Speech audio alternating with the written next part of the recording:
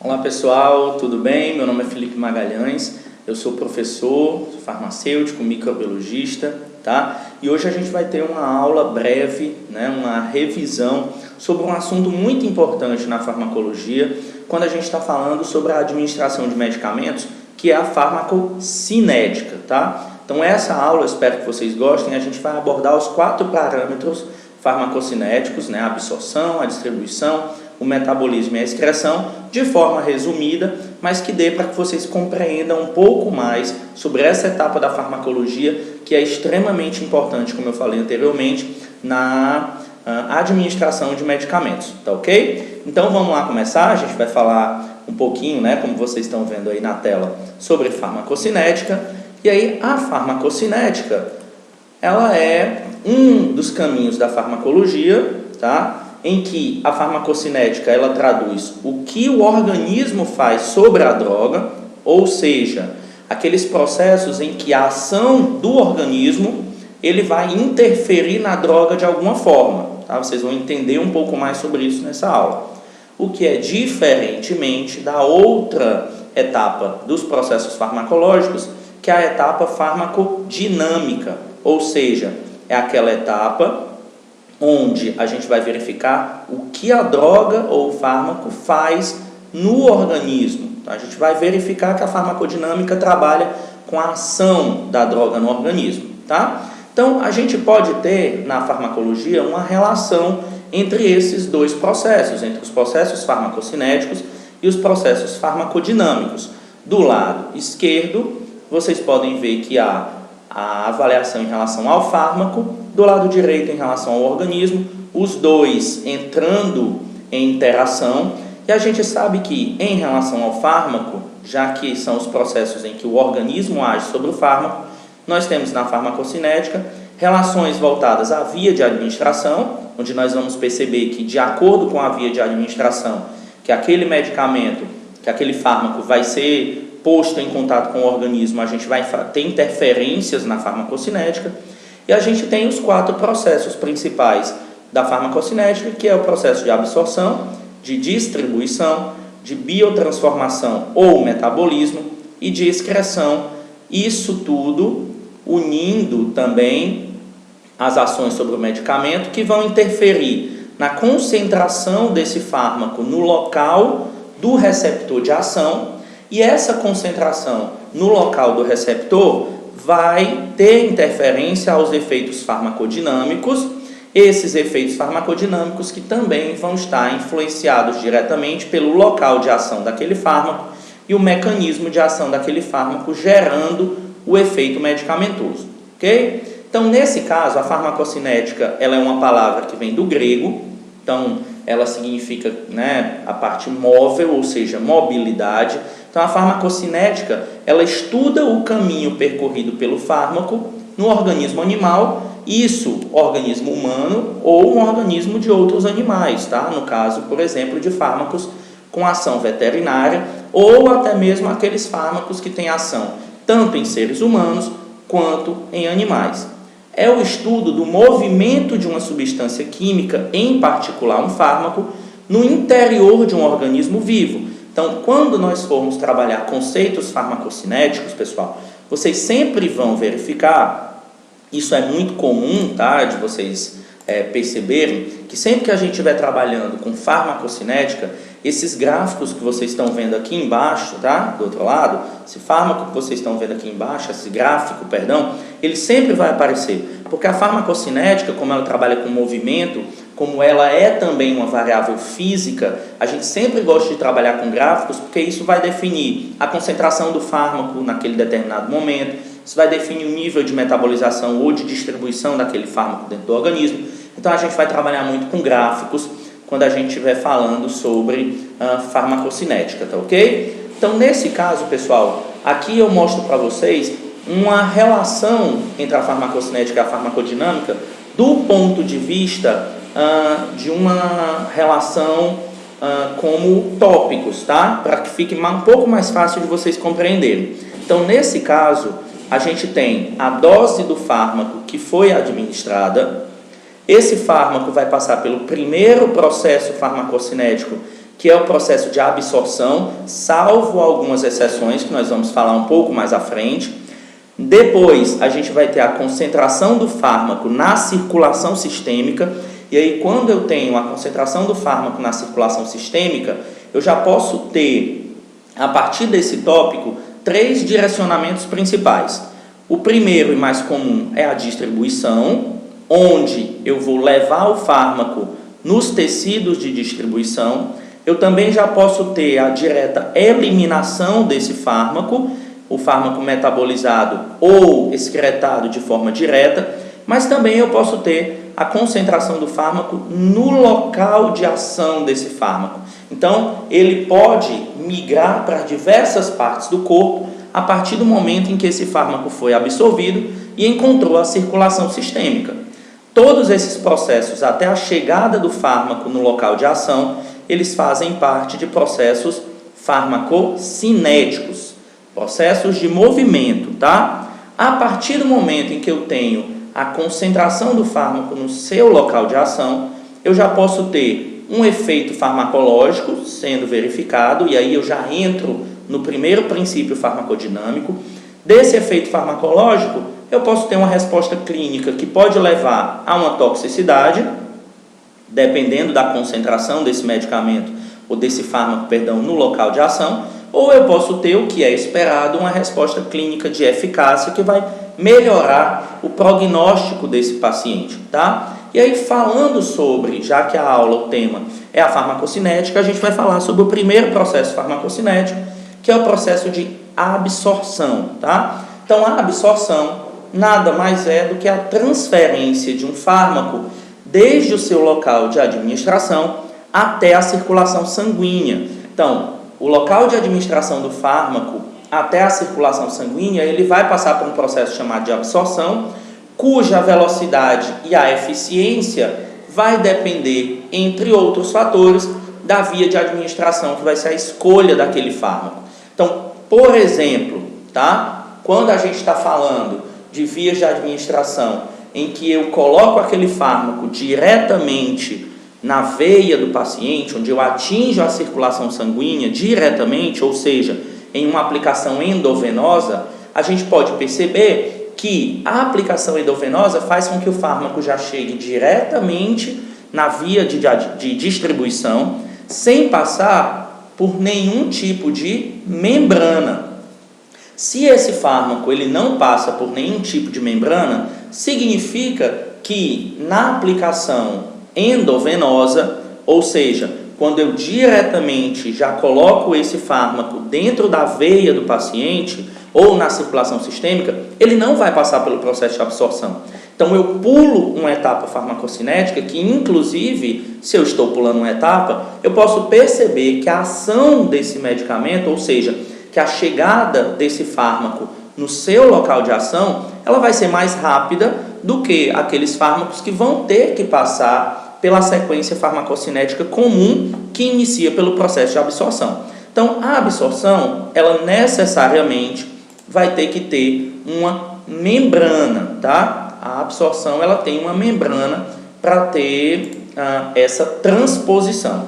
E aí, aqui nós temos, né, onde vocês estão vendo, a membrana plasmática que separa dentro de uma célula o fluido extracelular do citoplasma, sendo altamente complexa. Essa membrana plasmática é formada por uma bicamada fosfolipídica, então a gente tem uma concentração de lipídios muito alta na membrana plasmática, o que faz com que ela seja uma membrana lipofílica, tá? Porém, nós também temos inseridos nessa membrana várias proteínas e glicoproteínas que formam, por exemplo, proteínas transmembranar, como canais proteicos de proteínas de transporte, glicoproteínas, todas essas que vão auxiliar no transporte transmembrana do fluido extracelular para o citoplasma e também do citoplasma para o fluido extracelular. E esse transporte através das membranas, a gente pode verificar que ele acontece de duas formas. Então, isso já é conhecido, né? Basicamente pelas pelos estudantes, a gente vê muito isso de transporte através de membrana no ensino médio, mas sabendo que o transporte através da membrana, ele pode acontecer de forma ativa, ou seja, com gasto de energia, que aí nós temos, por exemplo, a pinocitose, o transporte mediado por transportadores, onde eu vou ter gasto de energia para acontecer. Por que eu vou ter gasto de energia? Porque ele vai acontecer contra um gradiente de concentração. Eu vou estar seguindo o contrário do caminho natural das coisas, que é do local mais concentrado para o menos concentrado. Então, eu vou estar fazendo o transporte contra esse gradiente de concentração. Então, eu vou ter que gastar energia para levar aquela molécula contra a multidão. É como se eu estivesse em um estádio de futebol, todo mundo estivesse saindo do estádio e eu, contra o fluxo, estivesse querendo entrar no estádio. Vou ter que gastar uma energia enorme para que isso aconteça. E nós temos a outra forma de transporte transmembrana, que é através de transporte passivo. Tá? Então, o transporte passivo, ele não tem gasto de energia e ele acontece, por exemplo, com a difusão através dos poros membranares, com a difusão através da membrana fosfolipídica ou através de processos de difusão facilitada, como mostrado nesse esquema que vocês estão vendo de transporte passivo e transporte ativo. Lembrando que no transporte ativo a gente tem gasto de ATP. Esse gasto de ATP ou energia é uma das características que fazem com que o transporte ativo seja dessa forma, tá ok? Voltando ao processo de absorção, a gente tem na difusão passiva alguns fatores que vão interferir nesse processo de difusão, como é o caso do pH e da ionização dos fármacos, onde esses fármacos, se forem de caráter ácido ou básico, terão uma reação de ionização, onde a gente pode ter o fármaco livre, ionizado, ou uma parte desse fármaco dissociado. E isso vai fazer com que a gente tenha o pKa como uma constante fundamental para saber em que forma esse fármaco vai estar. Ou seja, o pKa, pessoal, ele é uma constante de dissociação que determina o pH em que 50% daquele fármaco que entrou em contato com o meu organismo vai estar na forma ionizada. Basicamente, isso serve para que a gente saiba que nos processos absortivos, fármacos ácidos são melhores absorvidos em meio ácido e fármacos básicos são melhores absorvidos em meio básico. Então, isso facilita muito a compreensão para que a gente perceba que fármacos ácidos vão ter uma melhor absorção quando em contato, por exemplo, com o estômago, tá? Porque tem um pH muito ácido, então fármacos ácidos vão encontrar-se na forma de melhor absorção quando no estômago, assim como fármacos básicos vão ter melhor absorção quando encontrarem meios básicos, como é o caso do meio intestinal. Então, isso facilita na nossa compreensão de localização de processos absortivos dentro do organismo humano, principalmente do sistema digestório, que é o local de maior absorção de nutrientes e, obviamente, também não seria o contrário de fármacos, tá ok? Então, pessoal, o processo de absorção, ela se dá de forma fundamentalmente dentro dos processos farmacológicos com a absorção oral. Então, é a mais conhecida. A absorção oral, né, ou a via de administração oral, é a mais utilizada porque a gente tem várias vantagens em relação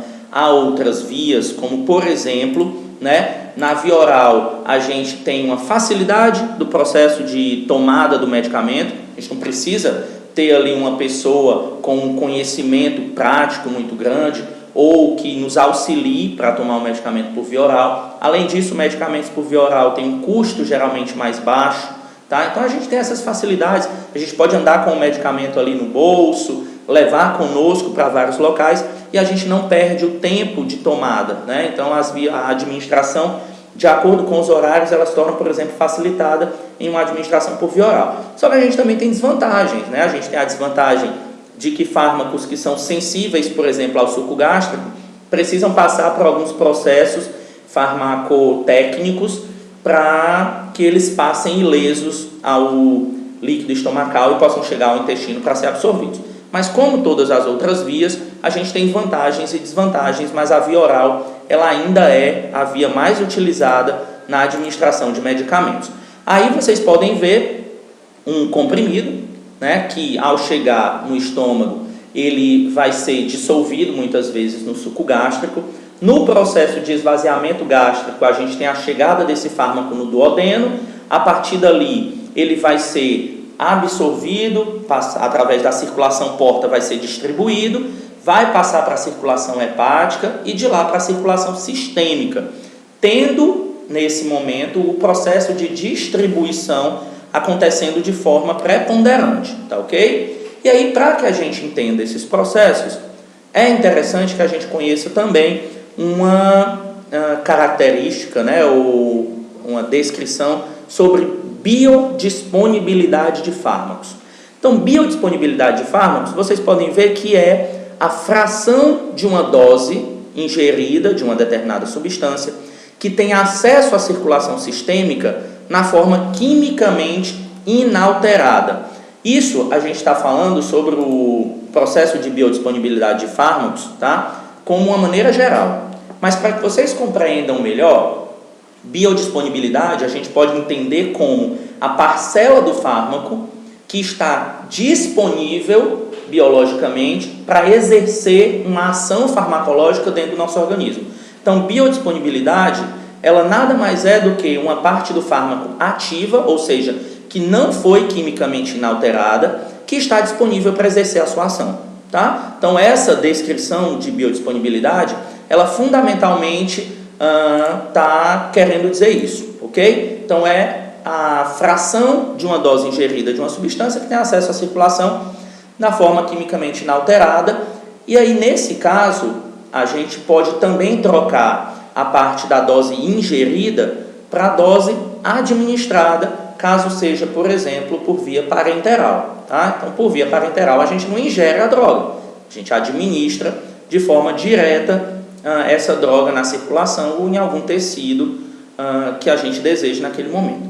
Então, como comparação, a gente pode avaliar os níveis plasmáticos do fármaco, ou seja, a porcentagem, que é a medida de biodisponibilidade, a porcentagem daquele fármaco que vai atingir uma determinada concentração plasmática quando ingerido por via oral, quando administrado por via intramuscular ou subcutânea, por exemplo, em relação à administração endovenosa, ok? Então, como é que eu consigo comparar, por exemplo, a concentração plasmática de um determinado fármaco quando ele é administrado por via oral, quando ele é administrado por via intramuscular ou quando ele é administrado por via subcutânea, em comparação com a via endovenosa?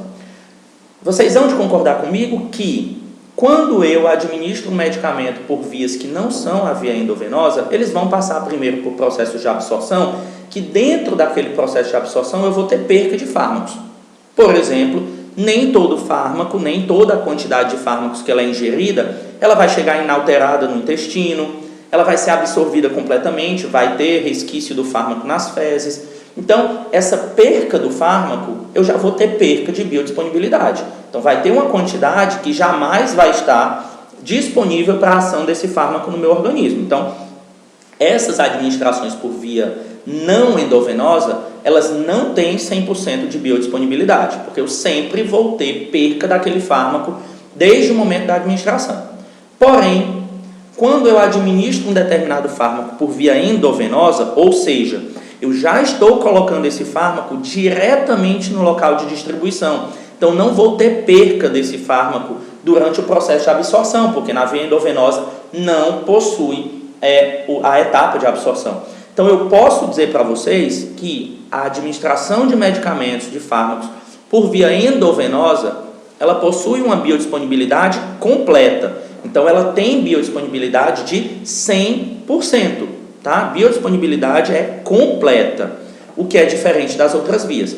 Então, quando eu quiser calcular a taxa de biodisponibilidade de fármacos, o que é que eu devo fazer? Eu comparo a quantidade de fármaco que está atingindo, né, a concentração plasmática daquele fármaco quando eu faço a administração por outras vias, em comparação com a via endovenosa. Então, essa é o cálculo da biodisponibilidade desses fármacos. E aí eu posso dizer que a biodisponibilidade é a porcentagem da dose daquele fármaco que atinge, que está disponível para ser utilizada lá no nosso sítio de ação. E essa biodisponibilidade ela é calculada através de uma equação que mostra que a fração da droga terapeuticamente ativa que atinge a circulação sistêmica, ela vai ser fundamental no cálculo da biodisponibilidade. Nesse caso, como é que eu posso fazer esse cálculo? A biodisponibilidade de um determinado fármaco, ela é a quantidade de fármaco que atinge a circulação sistêmica dividido pela quantidade de fármaco que foi administrado. Então, por exemplo, em uma administração endovenosa, a quantidade de fármaco que alcança a circulação sistêmica é exatamente igual à quantidade de fármaco administrado. Afinal de contas, eu estou administrando esse fármaco diretamente na corrente sanguínea desse paciente. Então, eu posso dizer que um fármaco, por exemplo, de 500 miligramas, eu posso colocar nessa equação como biodisponibilidade é igual à quantidade de fármacos que atinge a circulação sistêmica, 500 miligramas. Quantidade de fármaco que foi administrado, 500 miligramas. Dividindo isso, 500 por 500, eu vou ter 1. E 1 em porcentagem significa 100%. Então, eu possuo biodisponibilidade de 100%. Diferente de um fármaco de 100 miligramas, onde eu posso dizer que quantidade do fármaco que alcança a circulação sistêmica, 90 miligramas, enquanto a quantidade do fármaco que foi administrado foi 100 miligramas. Então, houve 10 miligramas aí de perca. 90 dividido por 100 dá igual a... 90 dividido por 100 dá igual a 0,9. Então, 0,9 vezes 100 em porcentagem, 90%. Tá? Então, eu tenho uma biodisponibilidade aí de 90%. E aí eu posso ir calculando ou mudando as variáveis dessa equação de acordo com o tipo de fármaco. Cada fármaco tem a sua biodisponibilidade geral, que nunca é uma quantidade exata. Ela sempre varia em uma relação, porque vão ter outros fatores que também podem acontecer e que afetam a biodisponibilidade. Então, aqui tem um exemplo. Calculando a biodisponibilidade, eu posso ter um paciente que estava queixando-se de febre, resolveu ir à farmácia, comprar um paracetamol de 500 miligramas por conta própria, que não deve ser feito, Pergunte ao seu farmacêutico, pergunte ao seu médico, pergunte ao seu enfermeiro de confiança. Ao chegar em casa, tomou o medicamento e após alguns instantes, a febre começou a ceder. Intrigado com uma farmacologia interessante, ele leu na bula que a biodisponibilidade do paracetamol é de cerca de 85%. Sendo assim, você consegue calcular a quantidade de paracetamol inalterado que chegou à circulação sistêmica? Então, eu quero que vocês calculem esse fator. Então, a gente aí já tem 2 itens da equação. A gente tem a concentração do paracetamol, que é 500 miligramas, e a biodisponibilidade dele, que é 85% em média. Então, quanto do paracetamol chegou à circulação sistêmica?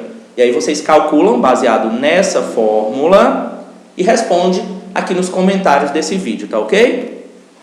Alguns fatores, pessoal, eles podem interferir na biodisponibilidade, tá? Como o efeito de primeira passagem, que é quando ele passa pelo fígado e é metabolizado, a solubilidade da droga, a instabilidade química que aquele fármaco pode ter. Ele pode ser um fármaco instável, que acaba tendo percas durante o seu processo de administração e de absorção, a fórmula farmacêutica, se ele é um medicamento oleoso, se ele é um medicamento de caráter aquoso, características individuais do paciente. A gente vai ver que tem pacientes, por exemplo, que são metabolizadores rápidos, então eles metabolizam o fármaco mais rapidamente, excretam esse fármaco mais rapidamente. A gente pode ter fatores como a via de administração, que interfere na biodisponibilidade, via endovenosa, 100% de biodisponibilidade. Outras vias, não 100% de biodisponibilidade. A superfície de absorção de um fármaco, o fluxo sanguíneo, o pH do meio, e aí tem marcado o conteúdo gástrico, tá? Por isso que existem muitas diferenças entre medicamentos que devem ser administrados quando a pessoa acabou de fazer uma refeição e outros medicamentos quando a pessoa tem que estar em jejum, porque o conteúdo gástrico também interfere no processo de absorção o que vai acabar interferindo na biodisponibilidade também. Aqui eu deixei para vocês um quadro, que esse quadro foi tirado do Drug Therapy, que é um artigo, tá, de biodisponibilidade de drogas. Nesse caso, vocês podem, né, dar um pause no vídeo e verificar alguns fatores que influenciam na biodisponibilidade, relações à característica da droga, a forma farmacêutica, as interações com outras substâncias no trato gastrointestinal, sejam elas alimentos ou outras drogas, e as características do paciente, como, por exemplo, a microbiota intestinal, estados de má absorção, função hepática comprometida, fenótipo genético. A gente vai falar um pouco sobre isso mais na frente, tá ok? E aí só um pequeno histórico em relação a como a biodisponibilidade começou a ser estudada, tá? Então, no final dos anos 60, a gente teve, por exemplo, uma epidemia de intoxicação por anticonvulsivantes, porque a gente percebeu que muitos fármacos anticonvulsivantes, eles tinham uma biodisponibilidade interferida pela presença de outros fármacos, e as pessoas começaram a ter intoxicações por anticonvulsivante em situações que não eram para ter, porque a dose que estava sendo administrada, ela não chegava a ser uma dose tóxica. E aí foi-se estudar o que se interferia na biodisponibilidade que estava causando essas intoxicações, né? Também, próximo desse ano, em 1971, a gente teve a avaliação, por exemplo, da digoxina em níveis sanguíneos alterados em vários pacientes. E aí foram se perguntar por que esses níveis sanguíneos de digoxina estão se alterando, né? E percebemos que essa alteração também foi de acordo com fatores que interferiam na biodisponibilidade desses fármacos. Que serve a biodisponibilidade, esses estudos, para muitas coisas relacionadas aos medicamentos, como realizar estudos de bioequivalência, avaliar medicamentos que contêm novas substâncias ativas na terapêutica, avaliar novas formulações contendo substâncias ativas já conhecidas, determinar alterações no perfil de absorção causadas por formas farmacêuticas de liberação controlada em relação àquelas que já eram usuais, avaliar medicamentos com vários fármacos, mudanças na formulação ou orientar mudanças de posologia ou esquema terapêutico de acordo com determinado paciente que possui uma especificidade genética ou que possui especificidades relacionadas à idade, o paciente é pediátrico, o paciente é idoso. Para tudo isso, nós temos que fazer estudos de biodisponibilidade, tá ok? Então, quais são situações clínicas, por exemplo, que alteram a farmacocinética e que podem modificar a biodisponibilidade? Aí a gente tem alguns exemplos. O metabolismo hepático de uma determinada pessoa, ele é alterado? Ele é um metabolismo mais rápido? Ele é um metabolismo mais lento? Isso vai alterar a biodisponibilidade. A pessoa tem uma disfunção hepática, a pessoa tem uma insuficiência cardíaca congestiva que acaba também alterando a velocidade de distribuição, de perfusão sanguínea. Tudo isso pode interferir a farmacocinética de um determinado fármaco, tá? A cinética de um determinado fármaco. E aí esse quadro é um quadro clássico, é uma figura clássica que mostra a diferença na absorção dos fármacos. Essa primeira linha é a linha endovenosa. Então vocês podem ver que em uma curva tempo e concentração de droga no sangue, no tempo zero, ela já começa no máximo, tá, de concentração. Então uma droga endovenosa, ela já está na sua concentração de 100% dentro da corrente sanguínea no momento da aplicação. E a partir daí, ela tende essa concentração somente para baixo.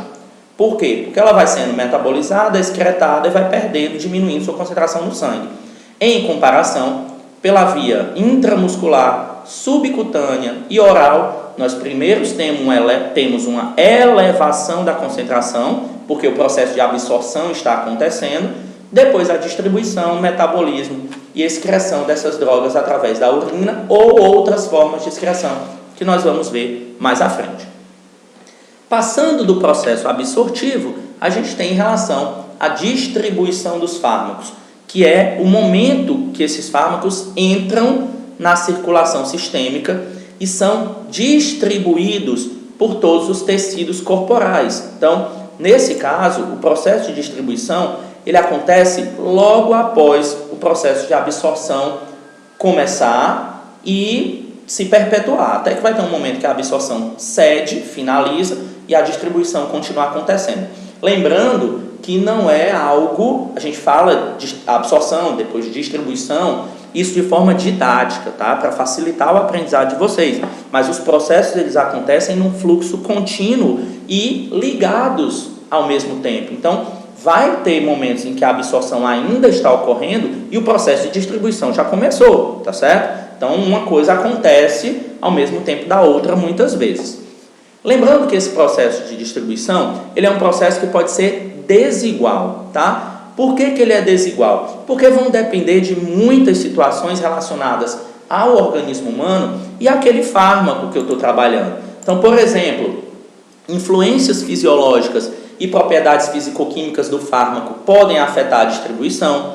O débito cardíaco, uma pessoa que tem insuficiência cardíaca, ele vai ter um débito cardíaco menor, então esse fármaco ele vai chegar nos tecidos de uma forma mais devagar ou menos preponderante do que pessoas com débito cardíaco normal. O fluxo sanguíneo regional, então nós temos tecidos corporais que têm menos fluxo sanguíneo, a gente tem tecidos corporais que têm altíssimo fluxo sanguíneo e a gente tem locais do corpo que não tem fluxo sanguíneo. Então isso vai definir também a quantidade daquele fármaco que vai chegar em cada um desses locais.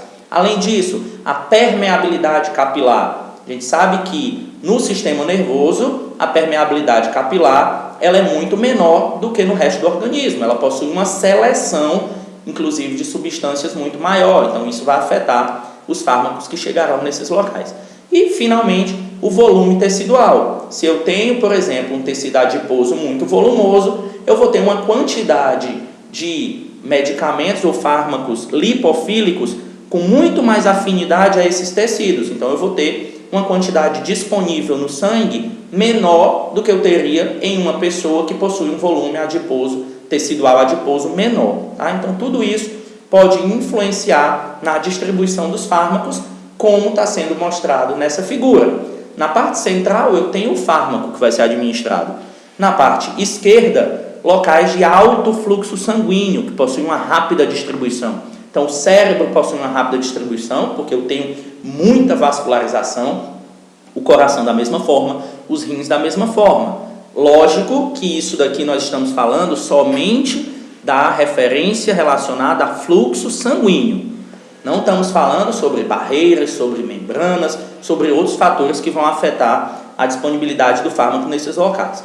Do lado direito, tecidos que geralmente têm baixo fluxo sanguíneo e que, por consequência, têm uma distribuição mais lenta, como é o caso do tecido adiposo, do músculo esquelético, tecido muscular, e também da pele, em que nós temos, inclusive, regiões como a epiderme, que são avasculares, não possuem vascularização sanguínea, então, obviamente, o fluxo sanguíneo nesses locais não vai interferir diretamente na distribuição desse fármaco. Tudo bem?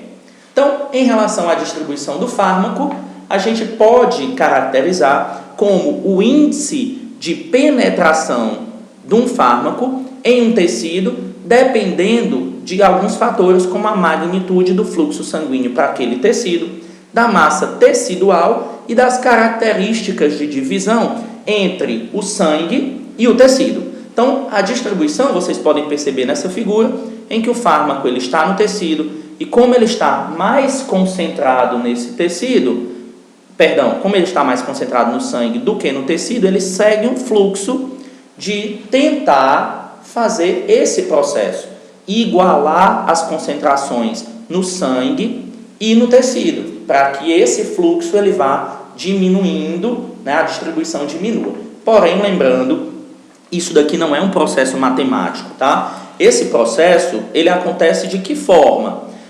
Como eu falei para vocês, a partir do momento em que está acontecendo a absorção, também a distribuição ela pode estar acontecendo. Então, além disso, a gente também pode estar tendo a metabolização acontecendo ao mesmo tempo e a excreção acontecendo ao mesmo tempo. Então, tudo funciona de forma harmônica e em conjunto. Como vocês podem ver nesse caso, né? Aqui embaixo, em relação ao fluxo sangue, tecido, a gente teve uma igualdade de concentrações. Vocês podem perceber que aí embaixo tem fármaco, concentração no sangue e no tecido iguais. A mesma quantidade que eu tenho aqui é a mesma quantidade que eu tenho aqui. tá? Porém, o que acontece? Quando esse fármaco ele vai sendo utilizado, ele vai sendo metabolizado, ou no sangue ou no tecido, essa concentração ela vai diferenciando novamente. Então, se eu vou tendo a diminuição da concentração desse fármaco no tecido, vai voltar o fluxo do sangue para o tecido. Eu estou diminuindo a concentração no tecido, ele volta a mandar fármaco do sangue para o tecido.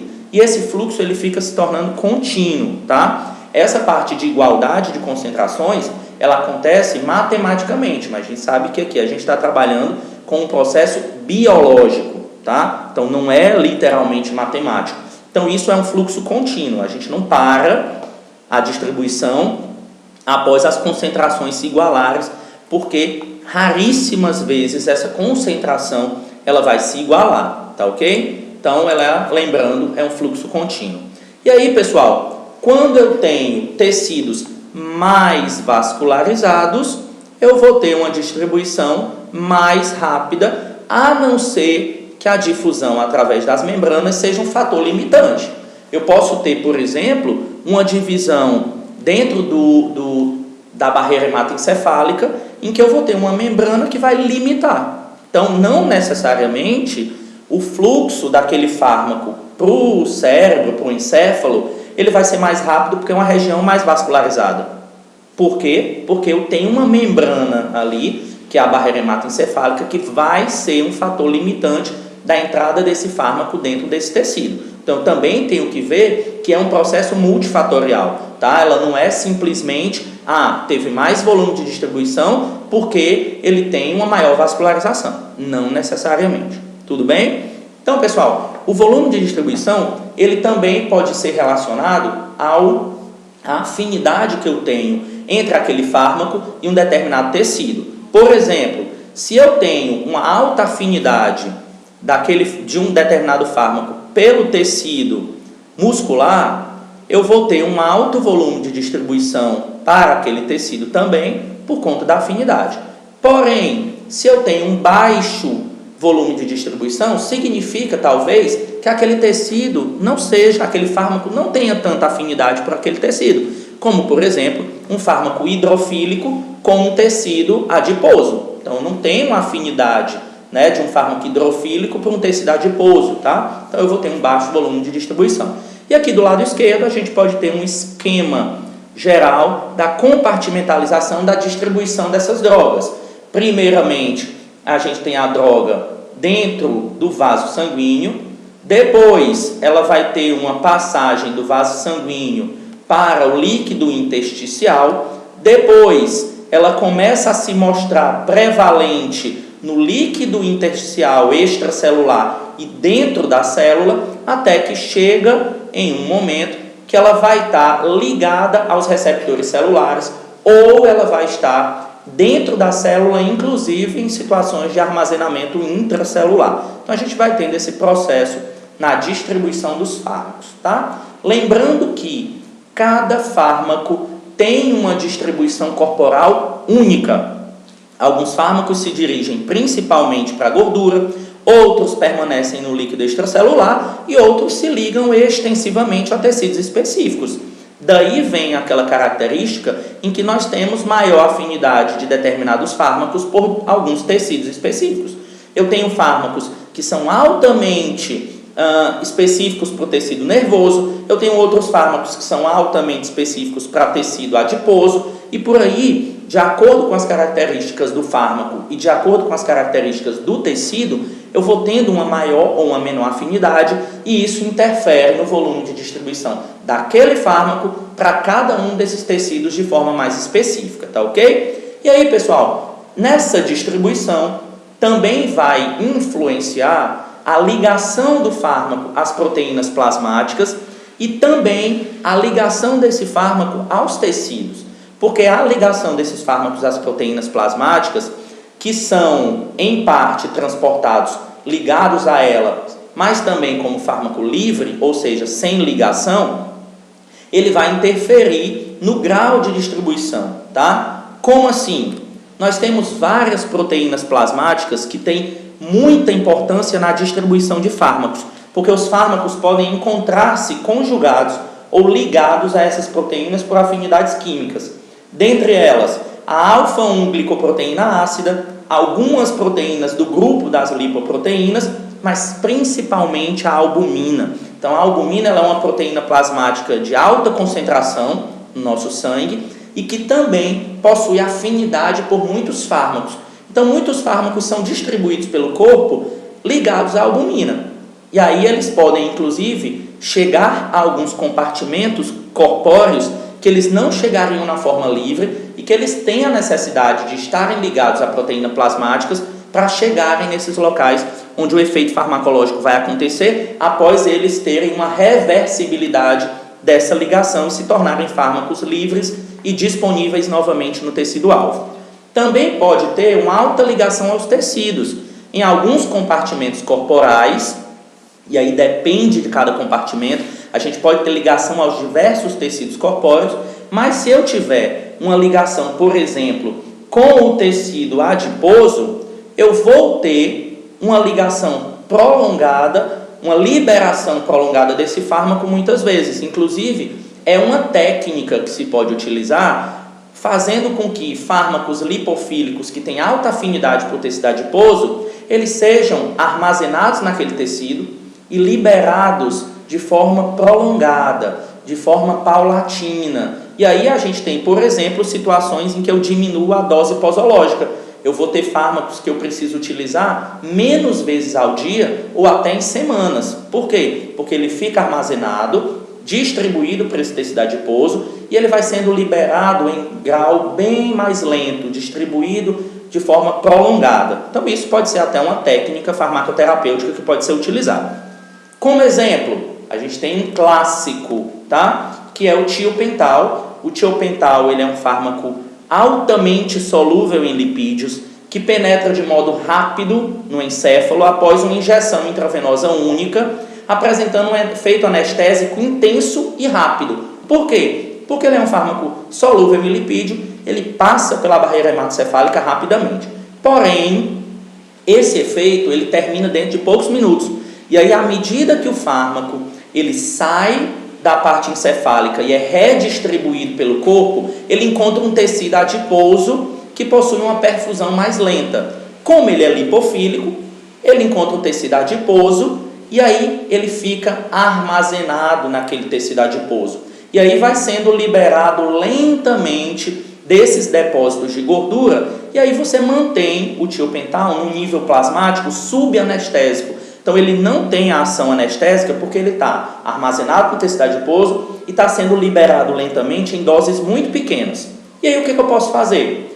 Eu posso tornar o nível plasmático significativo novamente se eu administro doses repetidas de tiopental, fazendo com que grandes quantidades sejam armazenadas no tecido adiposo e assim esse armazenamento encurta o efeito do fármaco em um primeiro momento. Mas depois ele prolonga esse efeito, porque aí ele vai ser liberado do tecido adiposo em quantidades suficientes para o efeito farmacológico, mas também de forma prolongada, de forma a ser uma administração em que esse armazenamento faz com que a liberação seja mais lenta. Então isso é um exemplo clássico de utilização do tecido adiposo como um processo de liberação prolongada.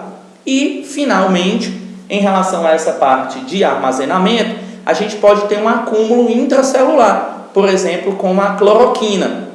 Cloroquina ela é um fármaco utilizado contra a malária, onde ela vai ser armazenada no hepatócito ou nos eritrócitos, por exemplo, né, no caso, em algumas células sanguíneas, e aí ele fica armazenado dentro do citoplasma dessas células e vai sendo liberado de forma paulatina. Então, da mesma forma que acontece no armazenamento do tecido adiposo, eu posso ter um armazenamento intracelular. E esse armazenamento intracelular vai fazendo com que haja uma liberação paulatina e prolongada da cloroquina quando da utilização contra a malária, por exemplo. Ok? Então, lembrando, a gente falou sobre a barreira hematoencefálica.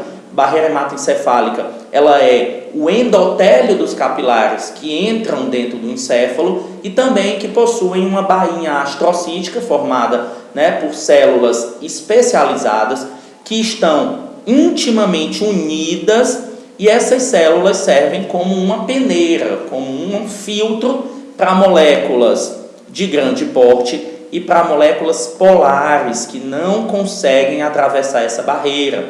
Então, eu só vou ter a passagem pela barreira hematoencefálica de moléculas pequenas e de moléculas apolares. Então, quanto maior a polaridade de um fármaco, menor ele vai estar disponível no sistema nervoso central para sua utilização. Sabendo disso, substâncias que penetram no sistema nervoso central através da passagem pela barreira hematoencefálica são substâncias apolares, substâncias lipossolúveis, substâncias de tamanho molecular reduzido, como é o exemplo do álcool. Daí vem a capacidade do álcool de atingir o sistema nervoso central, causando a questão da embriaguez.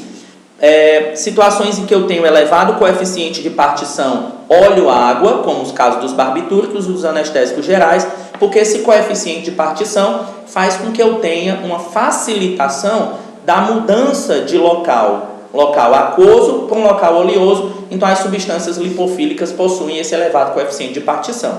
Tanto é que barbitúricos e anestésicos gerais são utilizados como fármacos psicoativos, que possuem ação dentro do sistema nervoso central. Ok, pessoal? E aí vamos saindo do processo de distribuição de fármacos e entrando didaticamente na questão do metabolismo. Metabolismo de fármacos é uma situação do corpo que vai nos proteger de muitas questões e que também vai ser muito útil em outras relacionadas aos medicamentos, tá? Então, qual é a finalidade do metabolismo? A finalidade biológica da metabolização de uma determinada substância é que essa substância, quando ela é metabolizada, ela teoricamente vai ser excretada mais facilmente, tá? Então, o metabolismo, ele tem como finalidade principal transformar as substâncias em substâncias melhor excretadas. Então, por exemplo, se eu tenho um determinado fármaco que ele é lipofílico,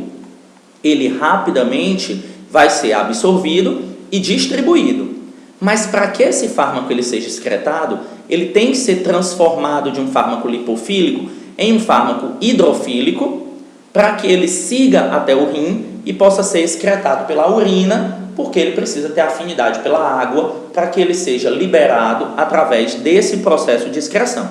E aí, o metabolismo, também conhecido como biotransformação, é o processo pelo qual as drogas são transformadas em outros compostos, que são denominados metabólitos, ou seja, os produtos de uma reação de metabolização, por meio de reações químicas efetuadas pelo organismo com a finalidade de eliminá-las mais facilmente. Então, a finalidade da biotransformação, lembrem-se, é a secreção, é a excreção dessa substância, é colocar ela para fora do organismo.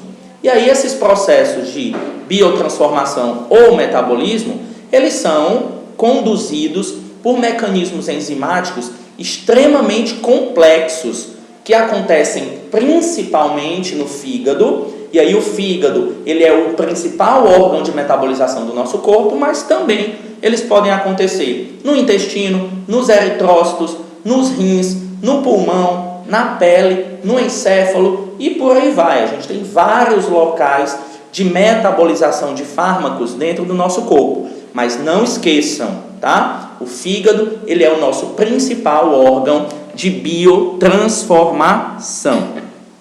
Biotransformação essa que ela é dividida didaticamente em processos de fase 1 e processos de fase 2, tá? Então, nesse caso, pessoal, quando a gente está falando de processos de metabolização, processos que envolvem fase 1 e fase 2, a gente está falando sobre a alteração química de um medicamento pelo corpo. Ou seja, o fígado ele está alterando esses medicamentos, esses fármacos, para que eles se transformem em substâncias mais hidrossolúveis, tá? Alguns medicamentos, por exemplo, algumas substâncias, elas podem ser metabolizadas, se transformarem em substâncias inativas.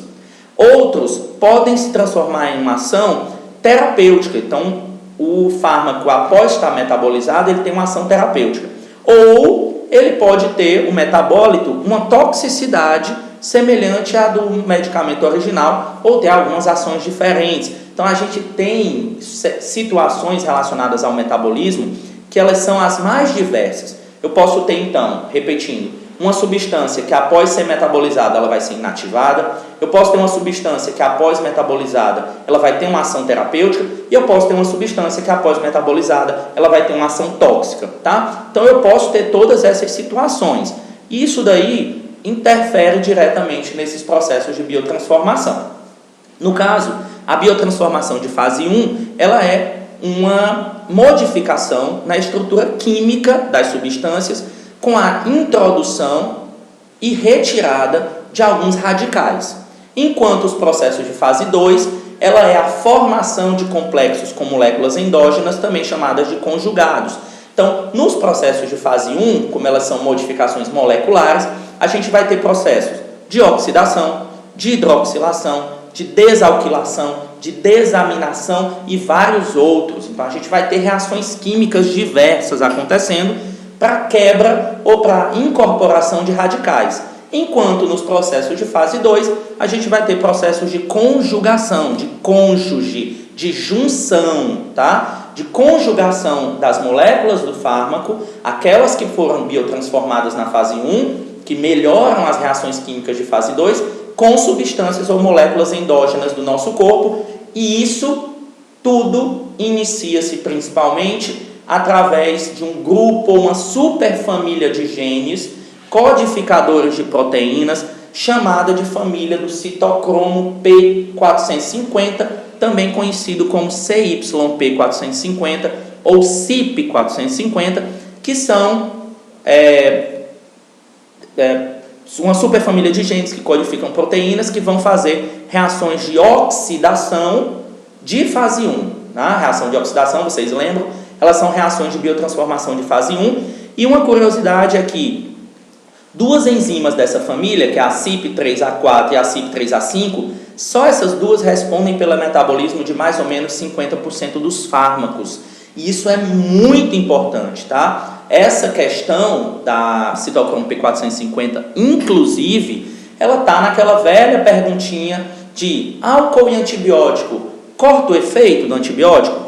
Isso vai ser respondido por quê? Porque nós temos algumas substâncias que induzem ou inibem as enzimas da família do citocromo P450. E como essas enzimas, elas são responsáveis pelas reações de fase 1 para muitos fármacos e outras substâncias, então eu vou ter interação com substâncias que inibem ou induzam a citocromo P450 e aquelas que vão ser metabolizadas por essa enzima.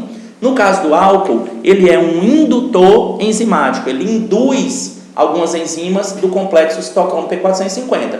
E muitos antibióticos são metabolizados por essas enzimas. Então, se eu tenho o álcool aumentando a atividade da enzima, eu posso, por consequência, entender que o antibiótico ele vai ser metabolizado mais rapidamente. Então, ele vai sair de uma zona terapêutica para uma zona subterapêutica mais rápida. Então, eu vou ter ali um período de tempo em que o antibiótico não vai ter função terapêutica, vai ter uma função subterapêutica, o que pode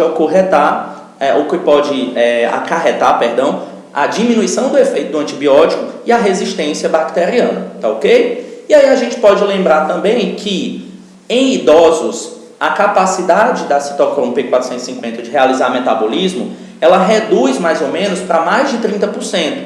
Então eu posso dizer para vocês que, por exemplo, o diazepam, que é um profármaco do desmetildiazepam, em homens adultos, não idosos, tem um metabolismo que o diazepam ele é finalizado, a sua concentração plasmática, depois de 144 horas após a primeira administração. Enquanto o desmetildiazepam, após o metabolismo do diazepam iniciar, ele aumenta a sua concentração de forma preponderante e depois ele vem diminuindo, fazendo com que haja uma ação mais prolongada desse profármaco. Enquanto em idosos, percebam que mesmo após 144 horas, ainda há concentrações de diazepam inativo, enquanto o desmetildiazepam também permanece em quase constante concentração após 192 horas, o que pode gerar, por exemplo, uma reação tóxica do desmetildiazepam em idosos, tá?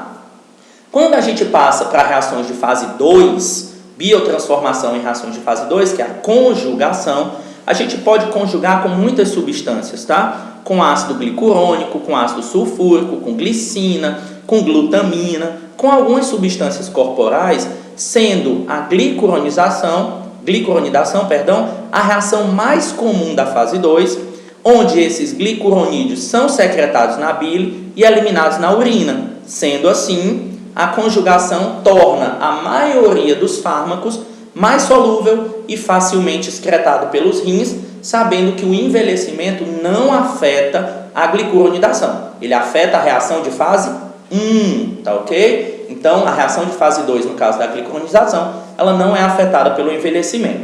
Sabendo dos processos metabólicos, a gente tem, consequentemente, a ideia do profármaco. O que é isso? A gente percebeu que a gente pode administrar nas pessoas algumas drogas inativas que, após passarem pelo processo de biotransformação dentro do corpo, aí sim elas são ativadas. Por que a gente faz o profármaco? Porque vamos supor que um determinado fármaco ele é facilmente inativado no estômago pelo ácido clorídrico do estômago. Então, a gente descobre que um profármaco daquela droga não possui essa inativação tão fácil, a gente administra esse profármaco. Quando ele for absorvido, que ele passar pelas reações de metabolização, ele vai ser retirado, por exemplo, um radical que vai transformar o profármaco em uma molécula ativa. Então, nesse caso do profármaco, o metabólito possui atividade farmacológica e não o fármaco em si, tá? Então, isso é uma situação que a gente pode acontecer e que a gente trabalha com a metabolização com o benefício da terapêutica atual. E, finalmente, falando sobre a excreção, a gente sabe que os rins são o principal órgão, os principais órgãos que excretam substâncias hidrossolúveis, mas a gente também pode ter excreção em outros locais do corpo, como o intestino, a saliva, o suor, o leite materno e os pulmões, onde nós temos uma excreção de anestésicos voláteis, por exemplo, através da respiração. Quando nós falamos em excreção, os rins são os principais órgãos excretores. Eles trabalham com relação à filtração glomerular, secreção tubular ativa em penicilinas, na histamina, ou uma reabsorção tubular passiva relacionada ao pH. Ou seja, alguns fármacos, eles, em vez de seguirem para completar o processo de excreção, eles podem ser reabsorvidos. E aí a ação desses fármacos, ela se prolonga por mais tempo, tá? Além disso, a vesícula biliar, que está intrinsecamente ligada ao fígado, ela é um reservatório de fármaco circulante que pode também prolongar a sua ação. Então, esse fármaco vai sendo liberado da vesícula biliar de forma paulatina, e aí ele vai prolongar a ação desse fármaco, tá? E aí, sabendo disso, a gente pode considerar a questão da meia-vida e da janela terapêutica. O que é meia-vida? É o tempo necessário para que metade da concentração de uma determinada droga ela seja eliminada. Então, ou seja, se eu administro um medicamento de 500 miligramas, a meia-vida vai ser o tempo necessário para que na minha corrente sanguínea, na minha circulação, metade dessa droga já tenha sido absorvida e eliminada. Então, 250 miligramas já vão ter passado pela circulação e vão ter sido eliminados. Quando a gente fala de janela terapêutica, pessoal, é muito comum a gente encontrar um gráfico como esse, de tempo e nível plasmático daquela substância. Essas situações aqui em que tem o A1, A2, A3 e A4 são as administrações do medicamento.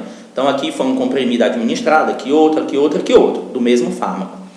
Na janela terapêutica, vocês vão encontrar sempre uma linha embaixo, que é a linha terapêutica, e uma linha em cima, que é a linha tóxica.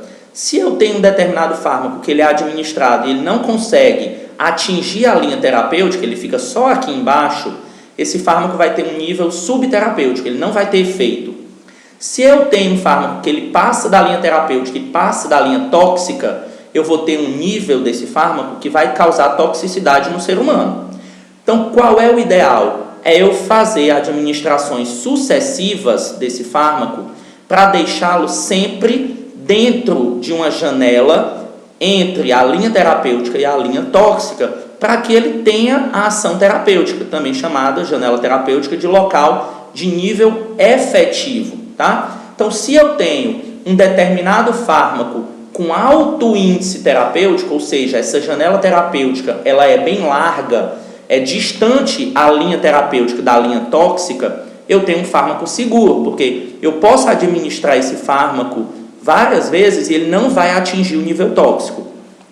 Mas se eu tenho um fármaco que tem índice terapêutico baixo, ou seja, essa linha tóxica é bem próxima da linha farmacológica, significa que eu preciso ter um maior monitoramento do tratamento, porque qualquer desvio, esse fármaco vai atingir um nível tóxico. E aí eu posso ter uma intoxicação, como é o caso da digoxina, por exemplo, que tem baixa janela terapêutica, tá ok? Então, pessoal, foi um resumo sobre farmacocinética. Eu espero que vocês tenham gostado, tá? Qualquer dúvida, vocês podem escrever aqui nos comentários, podem me mandar e-mail, felipe.magalhães@professor.unifametro.edu.br. Você pode me seguir também aqui no canal do YouTube, então se inscreve no canal, a gente sempre vai ter videoaulas, ou lá no Instagram, onde esse vídeo também vai estar disponível no IGTV, né, através do Instagram, @farmacêuticofelipe. Então agradeço, espero vocês na próxima aula e tenham todos bons estudos. E um abraço para todos,